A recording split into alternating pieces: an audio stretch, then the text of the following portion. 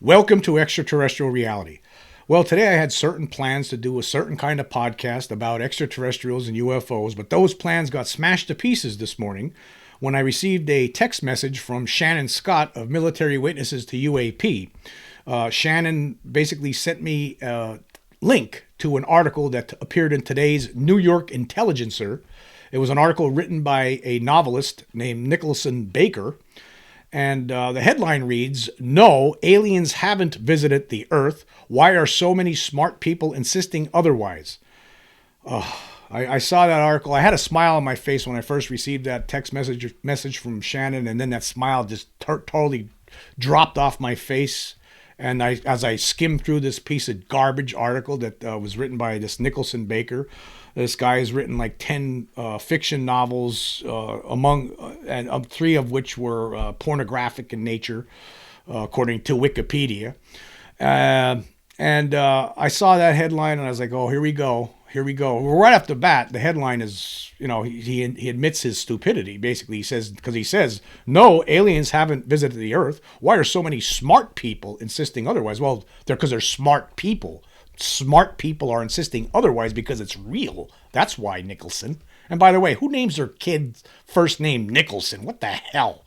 Anyway, aliens have visited Earth, and you can't understand it because you haven't done the research like you should have, or you wouldn't be making such asinine remarks. But anyway, let's go through this piece of garbage that was penned by this author, Nicholson Baker, and we'll talk.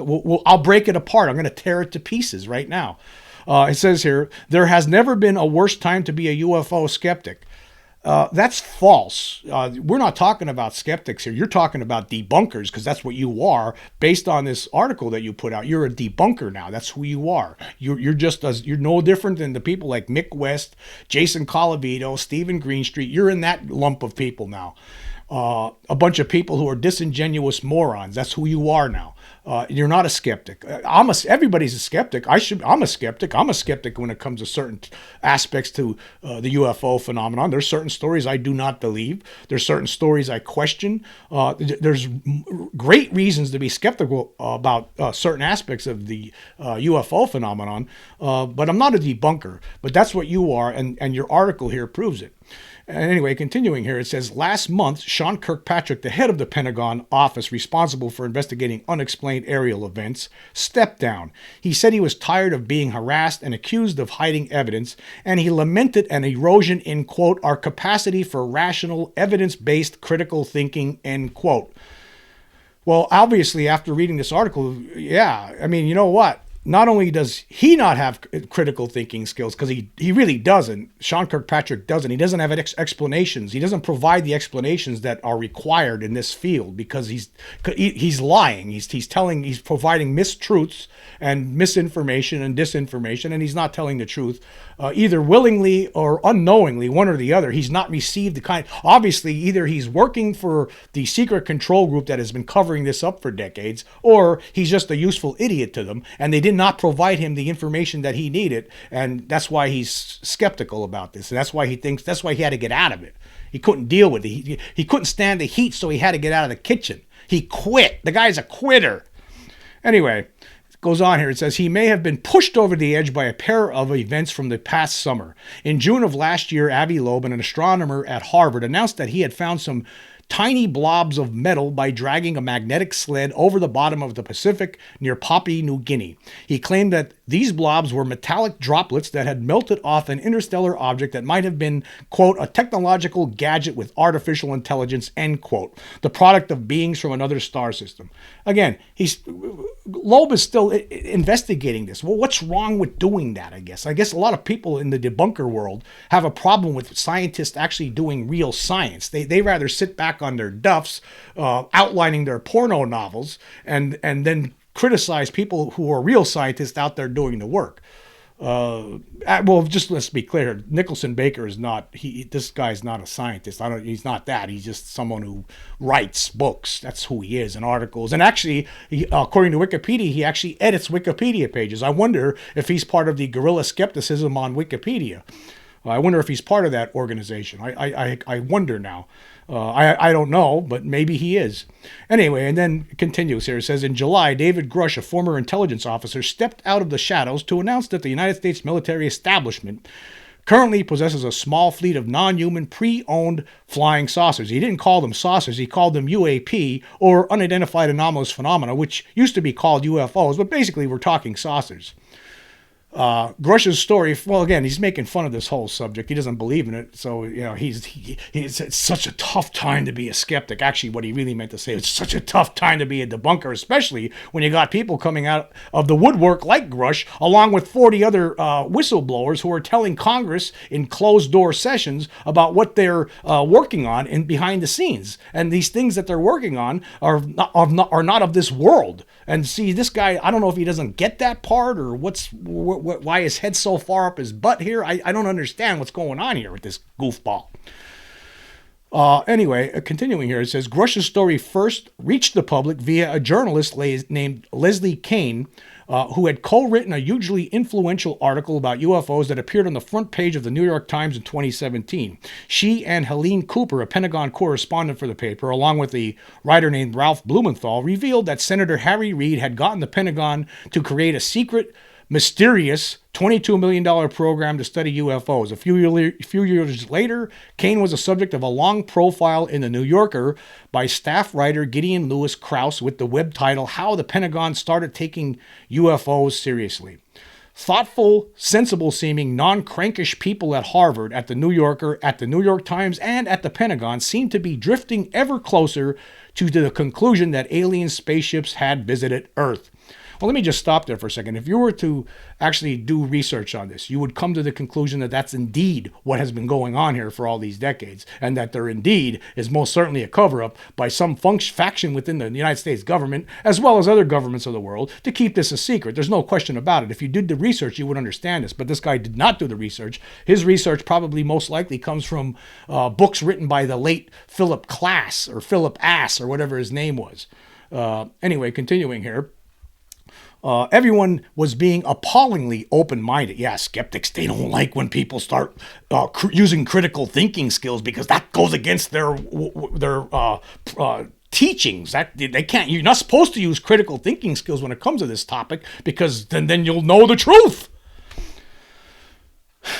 Anyway, continuing. Yet, even after more than 70 years of claimed sightings, there was simply no good evidence. Well, let me just stop there for a second here. I just did a podcast yesterday where I was talking about physical trace evidence. I mean, there was a, and this was as only up to 1975. There was this guy, he's now passed on. His name was Ted Phillips. He did a whole bunch of he investigated a whole bunch of UFO cases where multiple witnesses, sometimes multiple witnesses, saw a UFO landing and then taking off. Sometimes they saw the occupants walking around, and then the UFOs would take off, and they left physical trace evidence on the ground. That is evidence. That's called evidence.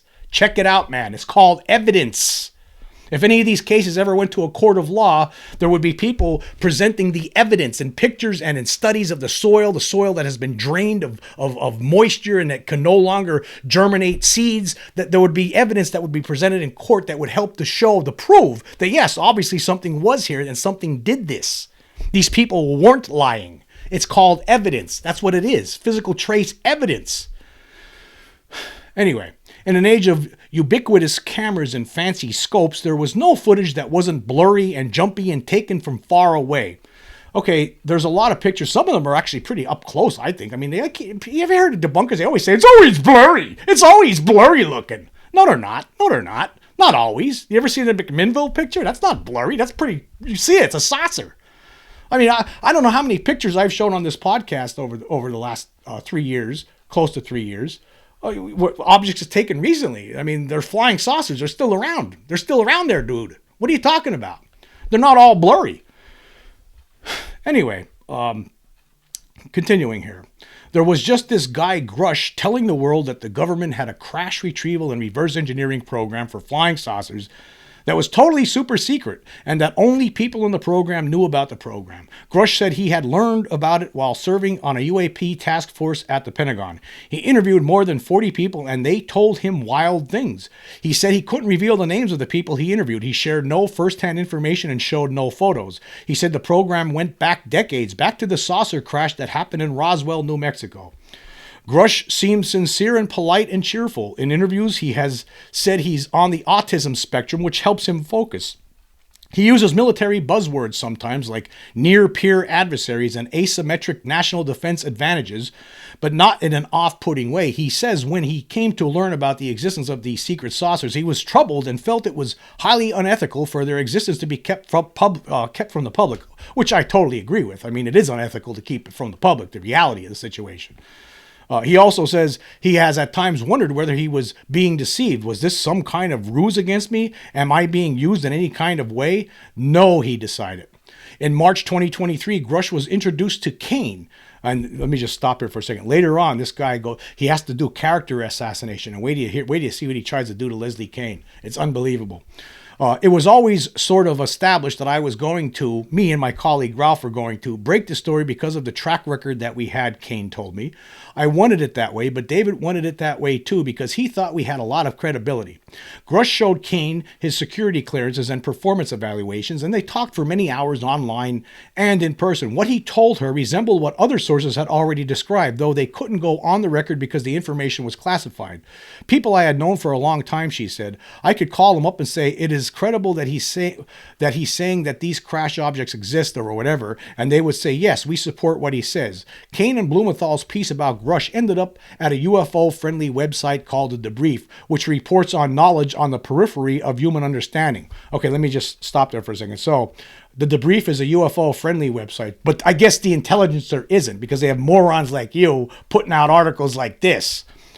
Anyway, they quoted Grush as saying that the government keepers of the spaceships know the machines are from non-human intelligent beings because of, quote, vehicle morphologies and material science testing and the possession of unique atomic arrangements and radiological signatures. Next came a packed hearing in Congress, which happened at the end of July before the Subcommittee on National Security, the Border, and Foreign Affairs. The topic was unidentified anomalous phenomena and what threats they may pose. Representative Andy Ogles asked Grush whether these UAP represented an existential threat to the national security of the United States. Potentially, Grush answered. Representative Nancy Mace asked Grush whether there were bodies in the crashed craft. Biologics came with some of these recoveries, yeah, he said, nodding. Mace then asked, with possibly the tiniest hint of a smile, were they, I guess, human or non-human biologics? Non-human, Grush replied, his forehead furrowing as if he'd taken a bite of a huge sandwich. And that was the assessment of people with direct knowledge on the program I talked to that are currently still on the program. Now, let me just stop there for a second. Now, these people that he was talking to, a lot of these people have already provided testimony behind the scenes in closed sessions and to the inspector generals in the Intelligence and Department of Defense and said that pretty much, verified that, yeah, what Grush is saying is true. Yeah, we worked on these programs. This stuff has been going on behind the scenes. I don't know if this Nicholson here is aware of this. He should be. He's writing this article for the Intelligence, for the Stupider. Anyway, continuing. Representative Tim Burchett thanked Grush and the other witnesses for their bravery. They took an oath to uphold the Constitution of the United States, and danggummit, they are doing it, and we owe them a debt of gratitude. Sustained applause followed. After the hearing, Kane gave an interview on a news show called Rising. She reported that she had heard no disparaging or ridiculing remarks from the audience. The mood was sort of joyful. People were very excited. When members of Congress are seriously engaging with the idea of UFOs, quote, the stigma starts to fade away, she said. Yeah, I guess this guy wants the stigma to stay there because he don't like this idea. This upsets Nicholson Baker. Nicholson Baker's very upset, and he wants that stigma to stay there, right where it was all those years. Bring it back. Bring the stigma back, because that's what they're doing right now, and this guy's trying to help it along again. Anyway, continuing. What do you make of that claim there by Grush of the non-human biologics? The Rising announcer asked, and Kane responded saying, that is probably the most explosive statement that was made in the whole hearing in terms of trying to wrap your mind around something that hard to imagine. That there's actually biological material, if not bodies, of non-human beings in possession of the United States government. She said she had no way of knowing whether it was true, but added, I have talked to others who have told me that it is true. And then now he gets into Leslie Kean. This is the character assassination of Leslie Kean, courtesy of Nicholson Baker. Who is Leslie Kean? And why is she making such an effort to put a respectable face on what are, let's just say, quite wiggy-sounding assertions? In 2010, Kean published a book about UFO sightings that talked about the terrible stigma of being UFO curious and about how when she first got interested in the subject, she felt shame, as if she were taking an illegal drug and didn't tell anyone. Let me just say something. That's true. A lot of people have felt this over the years. A lot of people who were interested in the subject, or a lot of people who had experiences with UFOs and or the extraterrestrials that pilot them. That's how they feel. And this guy wants them to continue to feel. He wants to go back to that. That's what he's trying to do here. Nicholson Baker's trying to, let's take them back. Let's start that stigma all over again. Anyway, continuing. Where was I? But then, after a while, she was okay with it and gained confidence. The book, UFOs, Generals, Pilots, and Government Officials Go on the Record, was a bestseller. She then began work on a book about the afterlife called Surviving Death, in which she recounted how she went to a psychic who described her to herself with amazing accuracy, though maybe it was because she had given the psychic her phone number, and the psychic used a reverse phone search and found some things out, but she, Kean, thought that was unlikely. Let me just stop there for a second. I don't believe in psychics for the most part. I actually agree with Baker on this point. I'm a big skeptic when it comes to that stuff. Continuing here. Kean thought that was unlikely. The psychic told her that she could feel the energy and presence of Kean's departed partner, whose name began with a B, and yes, it was a B. It was her departed partner, Bud, the famous Bud Hopkins, who had died a few years earlier and who before that was a very successful UFO writer and speaker, though he never got his byline on the front page of the New York Times, unlike Kean. Hopkins used to put, now he's going to drag Hopkins down into the mud here, make Hopkins look like he's a crackpot, so in order to make Kean look like she's stupid too. Hopkins used to put people into hypnotic states and interview them in order to tease out from their trance minds all the unpleasant things space aliens had done when they drawn them into the saucers. He toured the country giving talks on alien abductions at UFO conferences, and he appeared on a very good Nova episode on PBS in 1997, Kidnapped by UFOs, in which one of his informants said space aliens had harvested his sperm, and a woman said she had been probed in her ears and her nose and another place too, and then something came out of her and she looked down and it was an alien baby. Okay, let me just stop there. So now, what he's saying, he's using the term space aliens because debunkers like to use that rather than just extraterrestrial or aliens. They like to say space aliens because it makes it sound goofy. They're trying to create that stigma. That's what Mr. Dumbbell Baker's doing here. While all these people were doing their work on UFOs, he was outlining his porno novels and sitting on his duff, not even thinking about this subject. And now all these decades later, he finally decided to sit down and write some garbage like this. Anyway, continuing, it says, over the years, Hopkins showed his dubious methods of hypnotic suggestion to others, including David M. Jacobs, a history professor who wrote The Threat, and John Mack, who wrote Abduction, Human Encounters with Aliens, and they thanked him in their books. We're going to skip forward a little bit, but again, he's trying to discredit all of these people who actually did real research. Again, presumably while Nicholson Baker was sitting on his duff outlining his porn books, and these people were out there actually doing real research and interviewing people and setting up these hypnotic sessions and doing and trying to get to the bottom of the UFO/extraterrestrial mystery. And this guy, again, was not doing it. Now he's going to slap them because he's sitting in his armchair. Well, else, because he doesn't do any real research. All he does is sit there in his armchair and come up with stuff like this, and that's what he's doing here. Continuing here, it says, Hopkins coached children into believing they had met aliens. Jacobs suggested to Emma Woods, one of his alleged alien abductees, that she buy and wear a chastity belt to block space creatures intent on breeding hybrid babies. They can't take it off, Jacobs told Woods. It got a little lock and key, and right where the vaginal opening is, it's got a couple of nails sticking across. It's a dead stopper, no doubt about it. Of course, let me just stop there. There's been a lot of alien abduction stories over the years, and that's what it seems like is going on, is that aliens are using human beings to create a hybrid race of creatures that are half human, half alien for purposes unknown, and that some of them are among us right now. See, to this guy here, that sounds too fantastic. He doesn't even want to think about that. It's too scary for him. It's too crazy for him. It's too much for him. It's too much for any debunkers. Debunkers are losing their minds right now. And look at, he's trying to stigmatize this whole thing again by only pointing out certain aspects of the alien abduction phenomena, trying to make it sound silly and ridiculous. He's not getting into the whole thing. You need to read the entire book of The Threat or Missing Time by Bud Hopkins, or The Threat by David Jacobs, to get the full picture here. But he's taking out certain aspects of it and just trying to focus on there. Just like I deliberately earlier, I pointed out that the guy wrote novels. Now, he wrote 10 novels, apparently, according to Wikipedia. I pointed out that 3 of them were pornographic ones. I focused on those because I want to make him look bad in your eyes. The same way that the Wikipedia guerrilla skeptics, right, are trying to make people like Lou Elizondo look bad in people's eyes.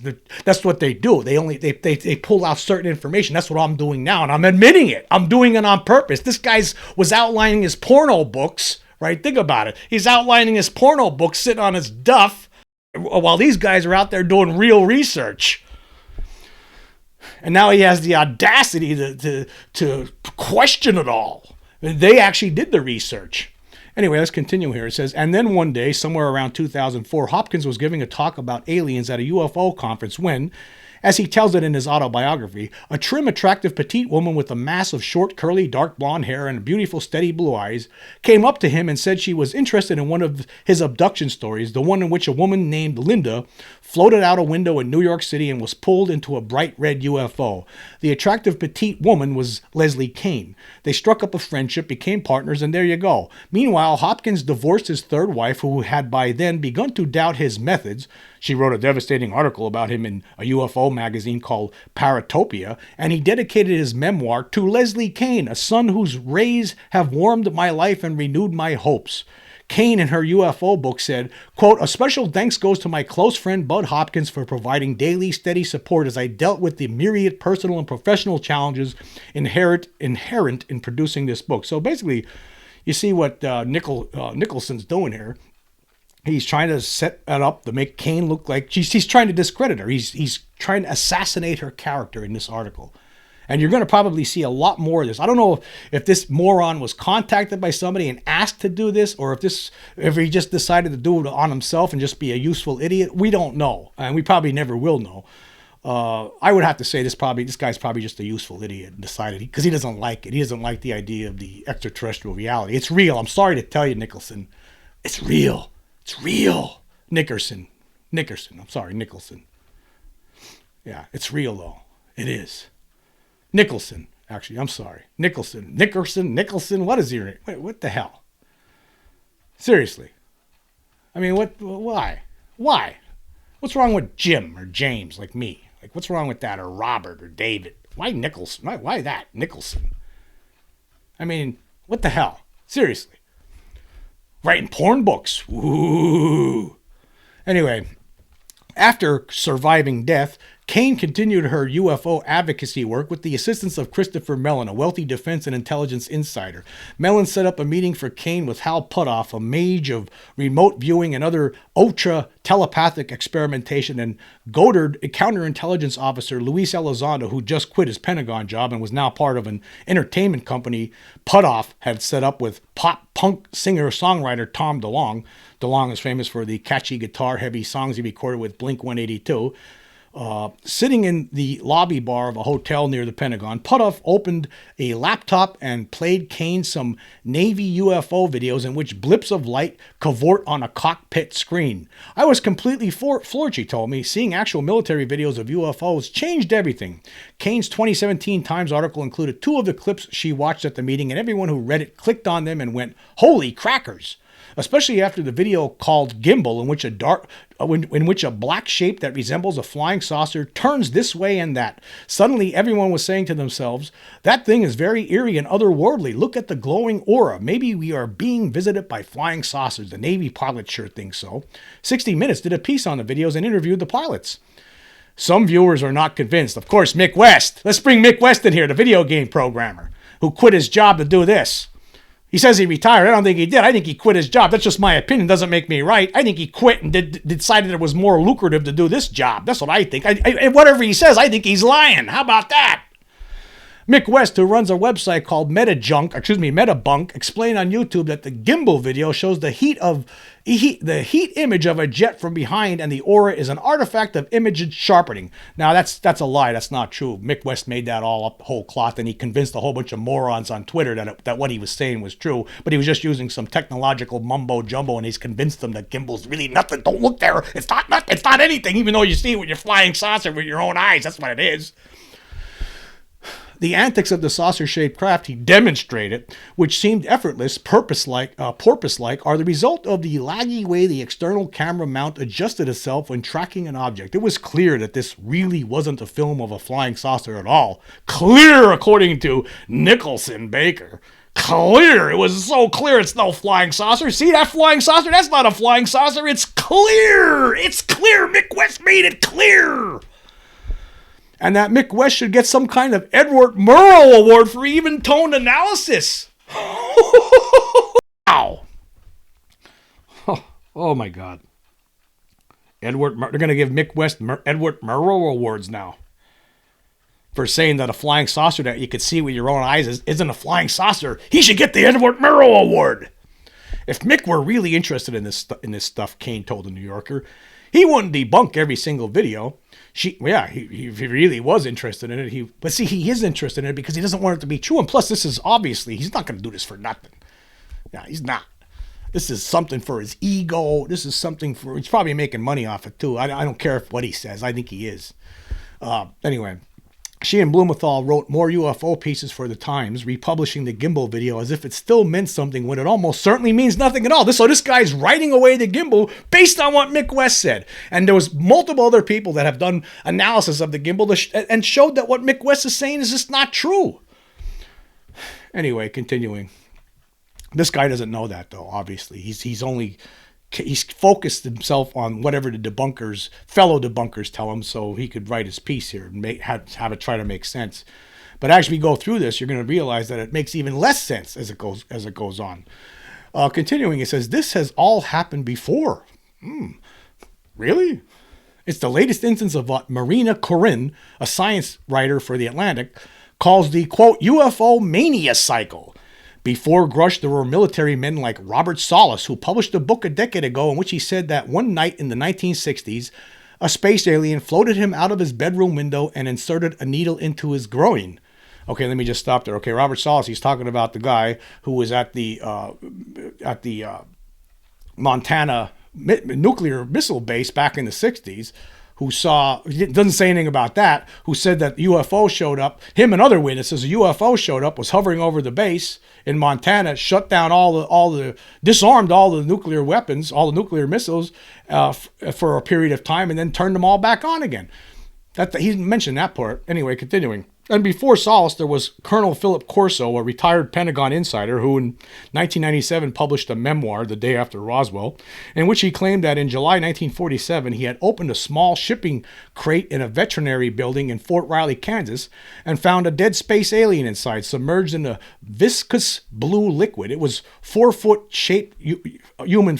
It was a 4-foot human-shaped figure, Corso wrote, with arms, bizarre-looking four-fingered hands. I didn't see a thumb. Thin legs and feet, and an oversized incandescent light bulb shaped head that looked like it was floating over a balloon gondola with a chin.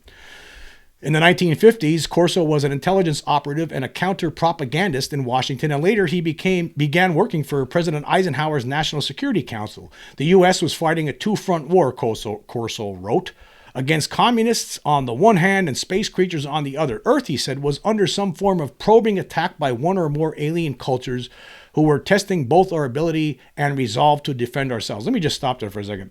I'm not a big proponent of Philip Corso. He came out, it was like a flash in the pan. I'm not sure if the stuff he was saying was true or not, but there were other people, other witnesses to Roswell who I do believe for sure, and we'll get into that later because he gets into it. Anyway, it goes on. It says the flights of Eisenhower's U-2 spy plane over Soviet Russia had an undisclosed secondary purpose, Corso believed. Not only did they identify missile sites and bombing targets, they also carried on the search for extraterrestrial crash sites behind enemy lines. We also wanted to see whether the Soviets were harvesting any of the alien aircraft technology for themselves. In 1961, Corso was put in charge of the Foreign Technology Desk at the Pentagon, where, so he said, he was asked to exploit the secret Roswell files and alien remains, including autopsy reports and crash debris. Corso said his team farmed out various reverse-engineered extraterrestrial innovations to American industry, including tech for lasers, integrated circuits, fiber optics, stealth planes, and night vision goggles. Also Kevlar, which was, according to Corso, inspired by the cross-stitched super tenacity fibers on the surface of the down saucer. The seeds for the development of all of them were found in the crash of the alien craft at Roswell, he wrote. Yeah, I just want to point out again, I'm not sure, I don't know what to think as someone who is interested in this subject and has studied it for a long time. I don't know what to think about Corso after all these years. And so this, but again, I think he's focusing on it because it sounds so, he's pointing out the absurd aspects of UFOs, he wants the stigma to, these debunkers, that's what they're trying to do. They're trying to reinstigate the stigma. Anyway, moving forward here. We're going to skip a little bit. It says, here's what Nicholson's saying. He says, I never got into UFOs. I loved science fiction as a kid, enjoyed bug-like space monsters as much as the next person. And in 1967, I read Bill Adler's book, Letters to the Air Force on UFOs, with fascination and delight, but the actual documentary evidence on offer has always seemed poor. Really? Really? I don't think you read the right books. You need to read the right books. And the abduction stories, which reached a peak in the late 80s, were just nuts. Not until recently, though, when I worked on a book about secret Cold War weapons research, did I begin to understand how the saucer madness got started. Saucer madness. He's calling it saucer madness. And it started because a whole bunch of people misidentified balloons, according to this nut job. Okay, here's what he says. It says, on June 24th, 1947, Kenneth Arnold, a salesman of fire control equipment, was startled by a flash of blue light while flying from Chalet, Washington to Yakima, Washington in a single-engine airplane. He looked to his left and saw a chain of very peculiar-looking objects that were rapidly approaching Mount Rainier at about 107 degrees. The objects were shiny, and they dipped and rose and flashed as they flew, Arnold said, like a fish flipping in the sun. When the light reflected off them, they seemed completely round. I assumed at the time that they were a new formation or a new type of jet, he said, so I was baffled by the fact that they did not have any tails. Now, I noticed here, he doesn't say anything about the speed of those objects. He says that they were, because if you read about Kenneth Arnold, those objects that he saw were flying, and Arnold was an experienced pilot. I don't know if Nicholson's aware of this, right? I'm not sure if but he said that they were traveling at 1,700 miles per hour. 1,700 miles per hour. Keep that in mind. Continuing. Over the next several days, talking first with aviation pals and then with increasingly eager reporters, Arnold made a number of attempts to help people visualize what he had seen. He said the 9 objects moved like geese flying in a line. They seemed to be fastened together, he said. If one dipped, the others did too.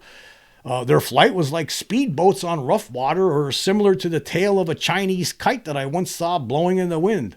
At one point, among these analogies, Arnold ventured to say that the objects moved in a saucer-like manner, as if you took a saucer and threw it across the water.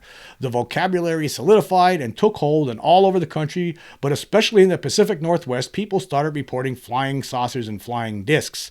Arnold suspected he had seen some kind of brand new military flying machine, but the government wouldn't confirm that. On the radio, Arnold said, naturally, being a natural-born American, if it's not made by our science or our Army Air Forces, I'm inclined to believe it's of extraterrestrial origin. He was disappointed that the military offered no explanation, but he was reassured to learn that other observers said they had seen the same thing. On the same day Arnold saw saucers, a prospector in the Cascades, Fred Johnson, looked up to see 5 or 6 discs about 1,000 feet above him. He estimated they were 30 feet in diameter. They were silent, and they made his compass needle wiggle wildly, he said. And there was other reports. I'm going to skip through some of the story, and we're going to get to the crux of it. He's there. Later on, he says, something unusual was going on, that's clear, and the reports had elements in common. Roundish, wobbly objects, shiny, grouped together, connected, tethered. What were these people looking at? I'm going to have to say it, and I'm sorry, because I know UFO people roll their eyes at the word balloons. I'm not rolling my eyes at the word balloons. That's exactly what I expected I was reading through this dumb piece. half-assed piece that you put together. That's what I didn't roll my eyes at it. I expected it already. I knew that's where you're heading with it. Continuing, he says, but they need to get over it because balloons of various kinds, high-altitude weather balloons, cosmic ray research balloons, sound-detecting balloons, thunderstorm study balloons, aerial reconnaissance balloons, raccoons that shoot missiles, propaganda balloons, toy balloons, and most secret crop warfare balloons are at the heart of this high-altitude adventure we've been on as a culture. None of it is paranormal, but it's still strange. So this guy, sitting on his stuff while he's outlining all his porn books, came up with this balloon story. Now, you noticed he didn't have in the speed of the craft that Arnold saw. Again, it was 1,700 miles an hour. Now, he's saying that it's all balloons. That's all these people were seeing balloons, even though these objects are flying faster than any aircraft we had at the time in 1947. When people started seeing these things, they were flying at incredible speeds, faster than anything that we had, that human race had created yet. He didn't mention that 1,700 miles per hour because that would tear apart his whole story.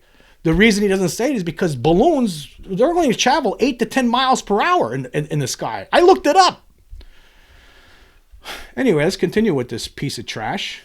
It began after the Second World War when Soviet scientists dropped hints that they were on the verge of world-changing discoveries in the stratosphere that had to do with the untapped power of cosmic rays. A team led by Artem Alakanian had been working at a new high-altitude research laboratory near Mount Aragats in Soviet Armenia, and they'd been sending up research balloons to fish for new cosmic particles, one of which, the Varatron, was heavier than all others. In May 1946, Pyotr Kapitsa, physicist and founder of the Institute for Physical Problems in Moscow, told startled reporters that bombs that harnessed the power of the new particles could cause devastation several times greater than that of the atomic bomb that wiped out Hiroshima, Japan. Gossip columnist Walter Winchell wrote about the threat in September 1946. Reason Russians so cocky lately is they allegedly have cosmic ray bombs. So we're going to get, this is, oh God, he's trying to rewrite history. The U.S. government quickly stepped up funding for cosmic ray research, hoping to learn more about whatever the Russians might have found. We're going to skip forward here a little bit. He's talking about balloons again. The Varatron was eventually determined not to exist. At New York University, there was a physicist and balloon wrangler named Sergei Korf, who went all over the country helping scientists rig up enormous balloon trains, free-floating chains of weather balloons hundreds of feet long, in order to carry heavier payloads higher. They were composed of 10, 15, 20, and even 30 large neoprene weather balloons. The problem was that sometimes the balloon trains, longer than football fields when airborne, went missing, and they were disturbing looking, out of scale, silent and spectral, especially after dark when they glowed. Still, sunlight in the stratospheric sky. These apparitions distressed countless people. New Jersey residents who saw 28 flying saucers linked together in a block-long aerial snake dance today were reassured by Princeton scientists that it was merely a cosmic ray experiment, said the Camden Courier-Post in July 1947. The scientists said they hoped someone would see the balloon chain descend so they could recover their cosmic ray equipment. Okay, let me just stop here for a second. Of course, there's been UFO sightings over the decades where people have mistook balloons in the sky for aliens from outer space. Of course that's happened. Everybody knows this. This is nothing new. But this guy here, Nicholson, is blaming all of this stuff on balloons. All of it. Now, that means that thing that I saw in 1994 when I was fishing with my buddy Scott, we were fishing in this place near Hazleton, Pennsylvania called Beach Mountain Lakes. We were fishing there on this pond that was off the lake in the middle of nowhere. This thing came flying over to us, right? I talked about this. No sound whatsoever. It was as big as a house. It came within 20 feet of where I was. My buddy was standing right under the edge of it, shining a flashlight on its belly. It had 3 giant, like super large spot-like headlights. They looked like, except they were like this big, right, on the front of this thing. It made absolutely no sound. It was only 2.5 stories off the ground. And it moved in ways that it was unimaginable. There's no craft that humans make that could move like this, especially move that close to treetops and stuff. So I guess what this guy's saying, that was a balloon. On top of the surge of cosmic ray research, the Air Force early in 1947 funded a related program at NYU, the Constant Altitude Balloon Project, codenamed Mogul. Here we go, Mogul. which aimed to listen for a nuclear explosion in the USSR so that American strategizers would know right away when the Soviets had the atomic bomb. A young researcher, Charles B. Moore, launched a number of mogul flights using a train of neoprene balloons to lift a low-frequency microphone high into the upper atmosphere. After some preliminary experiments on the East Coast, he and his team soon relocated to Holloman Air Force Base at Alamogordo, New Mexico. To the northeast, not far from Roswell, something crashed on a sheep ranch in June 1947. W. Mac Brazel, who found the wreckage, didn't know what it was.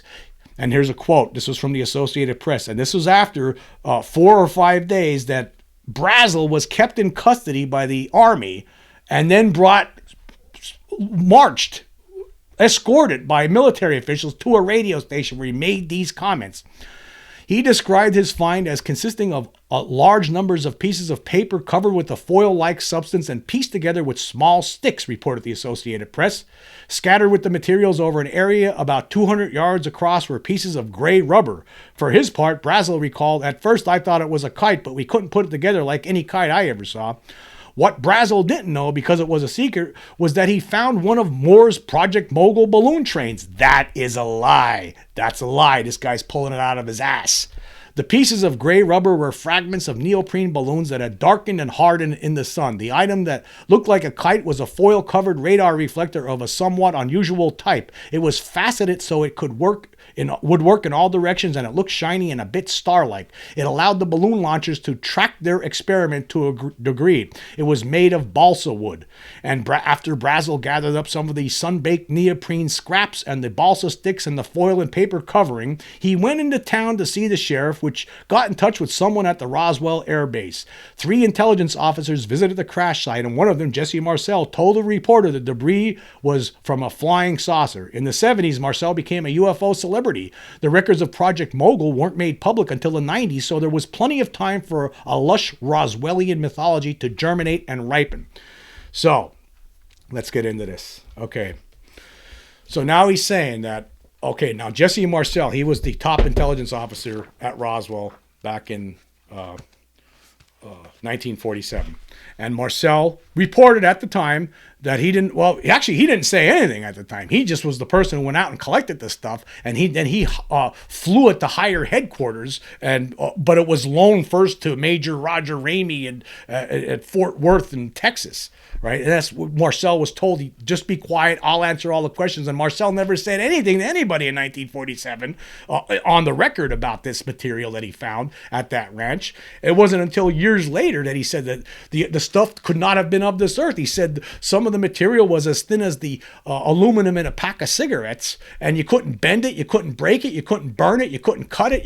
They took a sledgehammer and they couldn't put a dent in it. Well, that doesn't sound like neoprene balloon material. And it was beyond that. There's the communications officer who was Walter Haut, who initially who was ordered to put out the press release that the United States had captured a flying saucer. He signed an affidavit several years before he died, stating that he actually saw the wreckage himself, and he also saw some of the bodies. But anyway, let's look at Marcel. This is from Witness to Roswell by Donald Schmidt and Thomas Carey. On page 80, it says, Major Jesse Marcel, in charge of Army Air Force's security and intelligence briefings at Kwajalein Base in the Pacific, Command Center for Operation Crossroads, which test-fired 2 atomic bombs. Major Marcel was a recipient of 3 commendations, including one from General Roger Ramey. Major Marcel was the head intelligence officer, A2 of a select squadron of people in charge of the atomic bomb back in 1947. He remained the head of intelligence at Roswell for another year after the incident, and was then promoted to lieutenant colonel in the Air Force Reserve with recommendations from both his superiors. Major Marcel was then transferred to Washington, D.C., where he was made the chief of Foreign Technology Division. Major Marcel, who at the Pentagon's insistence was assigned to the top secret weapons project, and Marcel was also a scapegoat when the United States Army would have us believe he was so incompetent that he couldn't identify the rubber, wooden sticks, foil, tape, and string that comprised a very common weather device. There's not much difference between a weather balloon and the mogul balloon. There's no difference in it whatsoever, really, except for the little radio device on it. And there's no way someone of Marcel's intelligence and background could have made that mistake. And he said so. He said so. But see, this guy doesn't take any of this stuff into account, this moron who wrote this. And as far as Brazel is concerned, I guess he doesn't realize that Mac Brazel was the ranch foreman at a ranch. It was a ranch outside about 75 miles northwest of Roswell, where on this ranch, he was working the ranch. He was a supervisor there. It was called the Foster Ranch. He was working it, and he found all this debris on there. This guy had found balloons there before, and he didn't think one thing about them. But the debris that he found scattered over this area was apparently from a flying saucer that had exploded over that ranch, and then came crashing down about 40 miles north of Roswell in a different spot where that's where the bodies were. But Brazel didn't. Where the stuff that he was looking at was the material from when this thing apparently had first exploded. But it says here, Mac Brazel, the ranch foreman who first discovered the debris field, was abducted and detained by the United States Army Air Forces for 4 or 5 days while cleanup operations continued at the site. Brazel was denied access to a phone, was given an Army physical, and was subjected to rigorous questioning and intimidation while under arrest at the Roswell airfield. So, again, this is what we're dealing with. And here's another thing I just want to point out here. Arthur Exon, he was a general, actually, who was in charge at Wright-Patterson Air Force Base for a while. It says here, Brigadier, and this is from the same book here, Brigadier General Arthur Exon described to us what happened after this incident happened. He says, I'm going to check a different book here. This is from Roswell, The Ultimate Cold Case Closed, also by Carey and Schmidt.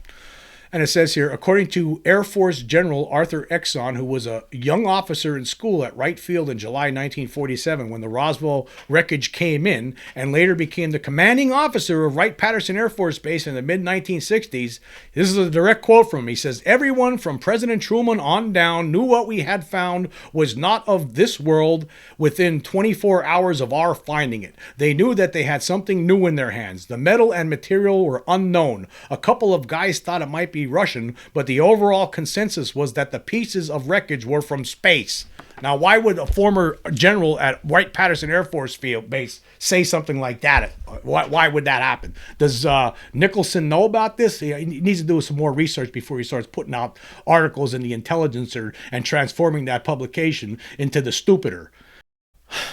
Oh, my God.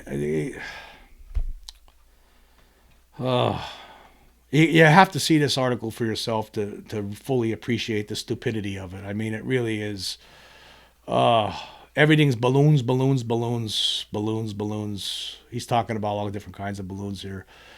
And then the U-2 plane that got people confused. The U-2 spy plane for flying saucers. Again, this is all bogus. What about all the times where people saw these things landed on the ground and there was little beings walking around? How come he's not talking about that? I guess all of these people were having hallucinations, or they're all just making a hoax, contacting the local authorities to tell them about it just because they felt like it. They felt like playing a trick. Tens of thousands of reports from across the world over all this period of time we're talking about.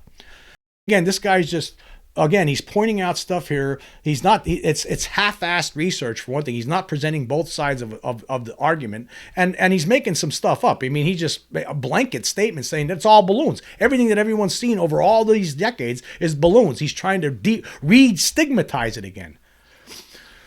The need for bodies produced sad hoaxes, too. On July 8th, 1953, a young barber, Edward Walters, told reporters that he and two friends had been out honky-tonking near Atlanta when they saw some small figures running like men toward a spaceship parked on the top of a hill. Walters says he hit the brakes on the car, but not soon enough. He had killed a man from outer space, he announced. He took the body home and put it in his refrigerator, planning to display it at his barber shop.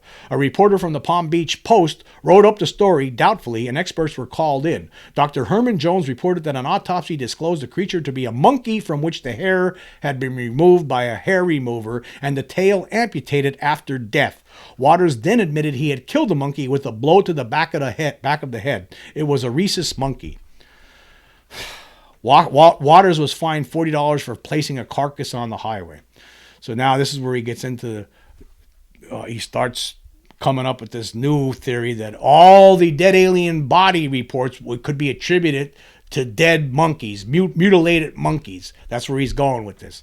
And he talks about Betty and Barney Hill here. He says Betty and Barney Hill claimed that they had unpleasant alien experience in 1961, and later under guided hypnosis, Betty described her sojourn in the spaceship where her dress was removed and a needle was inserted into her belly button. Barney said that the alien crew, who wore glossy leather uniforms and were about 5 feet tall, harvested his sperm and poked a cylindrical object into his bottom. In a web essay, Aliens and Alien Probes, UFO debunker Jason Colavito persuasively argues, that's what it should have been, not skeptic, persuasively argues that Barney was half remembering imagery he had seen in several Outer Limits episodes broadcast shortly before the hypnosis sessions. So basically, all of it was a dream, and it was stuff he saw on TV, Barney Hill did. Now, this is something that debunkers don't like to talk about, but I'm going to bring it up so they're aware. But the Betty and Barney Hill incident, they actually consciously remembered the flying saucer that was hovering in front of their vehicle as they were traveling in the middle of the night back in 1961.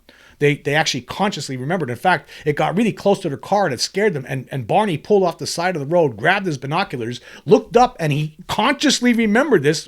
This wasn't something that was brought in, that hypnosis was required to extract from his memory. No, he remembered this from the get-go. He saw the beings in the craft looking down at him, pointing, and he got scared, thinking that they're going to get us. They're going to kidnap us. So he got back in the car and they tried to take off, and that's when they heard a beeping sound, and that's when they lost their time. That's when they experienced missing time. And then later on, they heard the beeping sound again, and they were driving on the road. And when they got home, they realized that they were missing about 2 hours of time.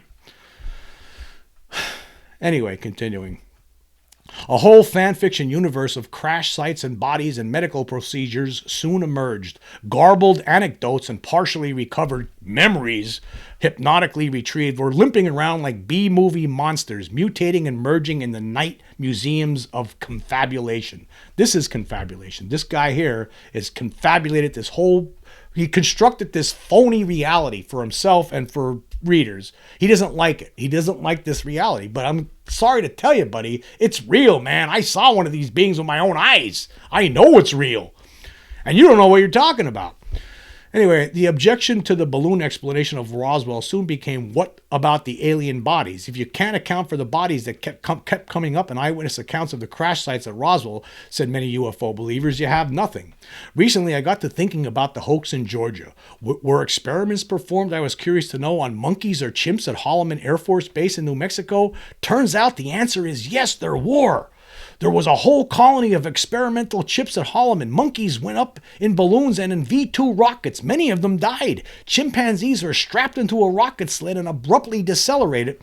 They were spun, tumbled, ejected from their seats, subjected to wind blast, and slingshotted in the bopper. They died. They were autopsies, or they were autopsied, or they lived but suffered injuries and were sacrificed and autopsied. In August 1958, the Air Force announced that a chimpanzee had survived a wind blast test at a speed of 1,400 miles an hour. It was the fourth chimp it had used in this extreme set of tests. The other 3 died afterward because the suits they wore blew apart, wrote the project's head researcher. This one, however, survived because it wore a suit of Dacron sailcloth. The AP article said the chimp was anesthetized. Is Dacron sailcloth the super advanced tight-fitting mesh that some witnesses claimed the aliens wore? So here we go. So now all the reports of dead alien bodies, according to this moron, is actually mutilated monkeys that were launched in balloons or V-2 rockets and then came crashing down. And then people saw dead, mutilated, burned up monkeys and mistook them for alien creatures. That's what this guy's suggesting. That's what he's suggesting. I want you to think about that for a minute. Okay, maybe not a full minute, but just think about that. They're trying to re-stigmatize this whole thing again. That's what they're trying to do.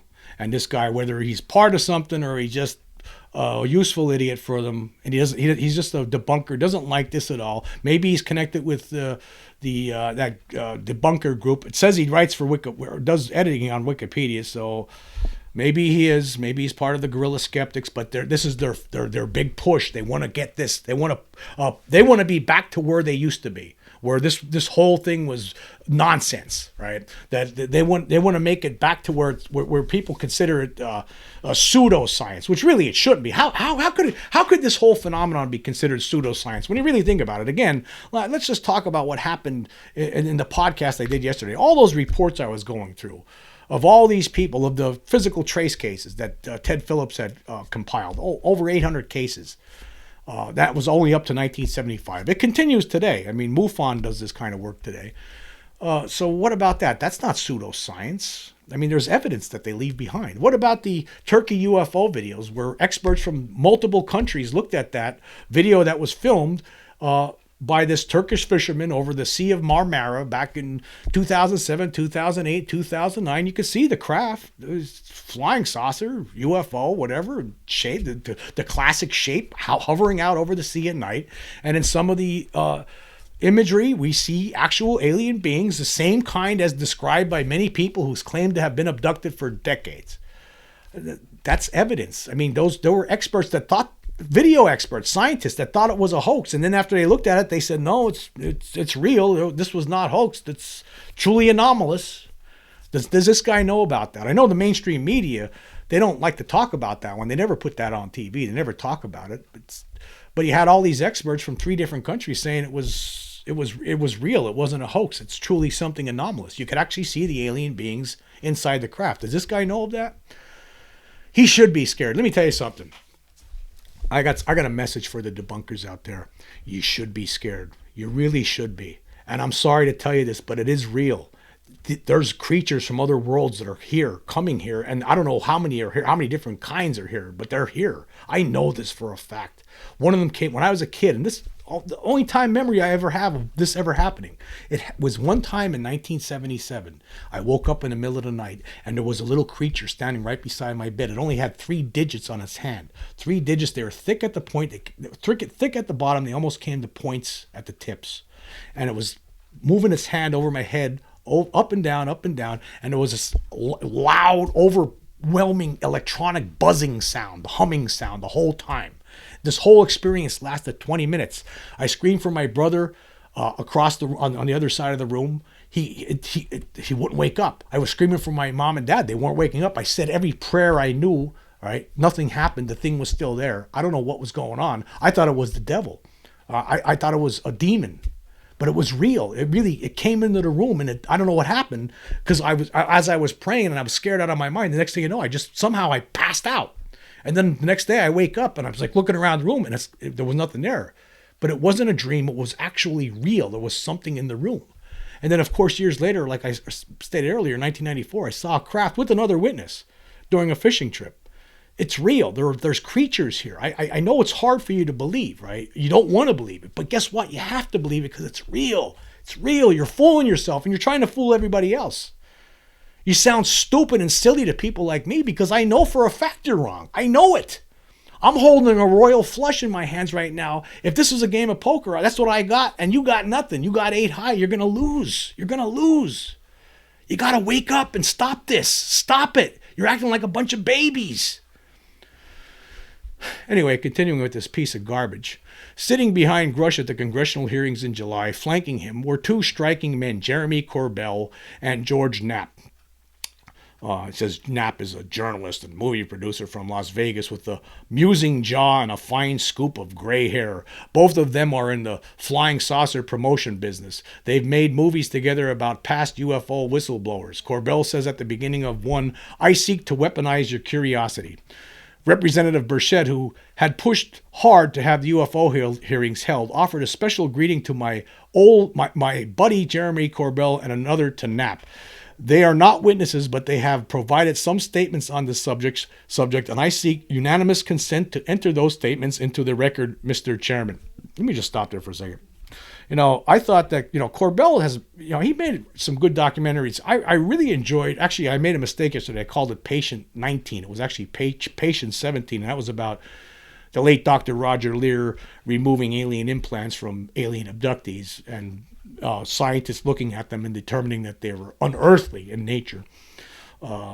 So he's done his homework. This guy has paid his dues, and he's doing a good job. George Knapp, he's been talking about this, reporting on this since the 1980s. I mean, what are we going to try to make these guys look like monsters and idiots and dumbbells too now? Let's see. Knapp and Corbell are not witnesses, they're presences. They represent the cyclical, circular, profitable nature of American saucerism, which keeps returning to the same themes: crash recovery, alien bodies, cover up, reverse engineering, and abductions. Is Grush being used? Yes, I think so. Used by seasoned showmen like Knapp and Corbell, who want to sell us dark stories of cattle mutilating antagonists who fly with impunity around our restricted airspace. Used by new wave UFO destigmatizers like Kane, who want to normalize the notion that we have visitors from faraway stars, and used finally by professional weaponeers and war planners who want more money to counter a shadowy but ever-present non-human threat. Extraterrestrials are the perfect enemy. They just keep coming, probing, harassing, and causing concern, and when you go after them, they wink away into another dimension. Okay, let me just stop here again. So again, he's trying to make everybody in the UFO field look bad. Kane, Corbell, Knapp. Doesn't like any of these people. Doesn't like the fact that they want to get to the bottom of this. They want the truth. That's what this is about. More than anything, it's about getting to the truth. More than about making money than what this guy's talking about. I mean, this guy who make money selling porn books. I don't know who he is. Who he thinks he is to talk. I mean, seriously. But that's what it is. It's just, this is nonsense. Late November, I reached Loeb, Harvard's avid alien spotter, and asked him what he thought about Grush's testimony. He wasn't impressed. My issue is that he did not witness the materials he was talking about, Loeb said. To me, that doesn't count as evidence. It's just hearing people tell him about something he didn't see himself. Loeb also doubts that there are any alien bodies in government custody or any alien biologics, whatever they are.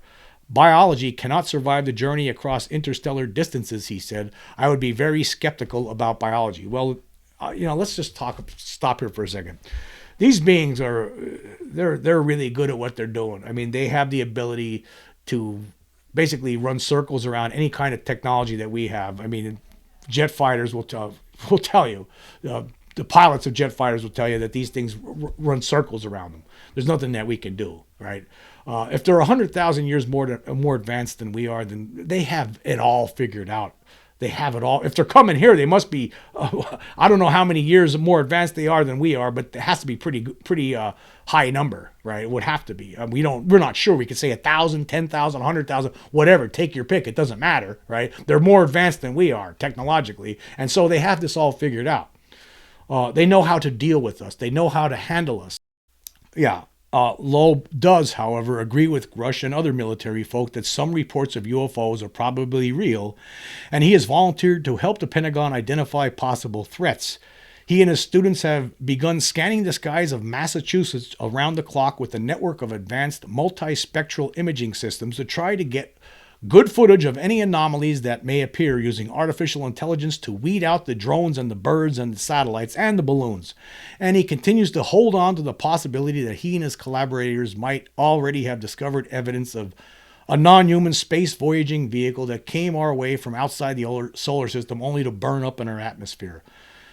In a preprint released in August 2023, he writes that 5 of the 57 tiny oceanic spherules that he collected and analyzed, with their unique pattern of beryllium, lanthanum, and uranium, may reflect an extraterrestrial technological origin. He talks about Loeb a little bit further here, and then he says, still, I find myself touched by the intensity of Loeb's yearning for evidence of extraterrestrial technological civilizations. It's fun to think about intelligent life evolving over billions of years on some of the millions of far-flung planets. Are space aliens again, really an existential threat to the United States? Should the Pentagon and paranoid politicians be involved? Is there a hidden fleet of crashed spacecraft and jars of non-human remains? Probably not. But we've got the Crab Nebula, which is intimate and crowded and empty and gorgeous all at the same time. We don't need flying saucers to feel awe. we're playing. This guy, along with a lot of debunkers, they're in denial. They don't want to believe this. They don't like the idea that there's something here that is more intelligent than humans and can do whatever they want to humans at any time that they want, because they can. They can do that. They can show up in your house. They can abduct you. They can do whatever they want. I know this for a fact. It's time for these people are scared out of their gourds to put this kind of stuff out. Obviously, they're scared out of their minds. They don't like this reality. They don't like they have no explanation for all these witnesses, except that the only thing they could do is say that they're all either liars, hoaxers, or they suffered from hallucinations and nonsense like that, or they were drunk. But that becomes impossible as you go through all the different reports from all the decades. It's just impossible. It's so impossible. And I in a way, I feel bad. I do. I feel bad for this moron here who wrote this piece. Again, all they could do is try to assassinate the character of people who are out there actually doing the work. While these people, again, what was he doing when Bud Hopkins was investigating alien abductees? What was this guy doing? Was he outlining his next porn book? I mean, what was he doing? I mean, now he has the audacity after all this time to put out a piece of garbage article like this. And the Intelligencer in New York published it. And it's like fiction. It's total fiction. It's all made up. It's designed to make people stupid. Stupider, actually. Stupid. The Stupider. That's what they should call this publication. The Stupider. That's what I'm going to call it. But yeah, so here you go. All flying saucers, according to this guy, balloons. Dead alien body reports, mutilated monkeys that were used in experiments by the government and flown around in balloons and V2 rockets, and that's all it is. And they were wearing these wearing these tight-fitting suits. He's saying that people are confused by it all these years. And again, those monkey tests weren't going on in 1947. By the way, I just want to point that out to this dumbbell. Yeah. Anyway, I know it was a lot of talking about a debunker today, but I think it was necessary. I don't know what else to say about these people, except I think what's going on here, I think that they're scared out of their minds over this whole reality. They don't want to accept it, and they'll try to rewrite reality from whoever will give them the platform to do so. And that's what the Stupider did for this guy here. Basically, they're allowing him to try to change the reality of the situation. And that's what he's doing here. He's trying to, at the same time, you see what he's trying to do? He's trying to assassinate the character of people like Leslie Kean, the late Bud Hopkins, David Jacobs, Jeremy Corbell, George Knapp, all of them. That's what he's trying to do. And he's trying to make anybody who believes in this kind of stuff silly. What you really saw was a balloon. Well, what about the people, the guys, the little men that came in the house and dragged me into the spaceship? Oh, no, that was you must be crazy then, because I don't believe you. That's what he's saying. I mean, basically, that's what they're trying to do. They're trying to re-stigmatize this whole topic. That's what they're trying to do. They're trying to push the toothpaste back into the tube. And this guy, whether he's just a useful idiot, or whether he's actually knows what he's doing and was asked to do this by somebody, that's what they're trying to do. Nicholson Baker. Wow. A new debunker that we have to deal with on a regular basis. Anyway, I want to say thank you all for joining me. Until next time.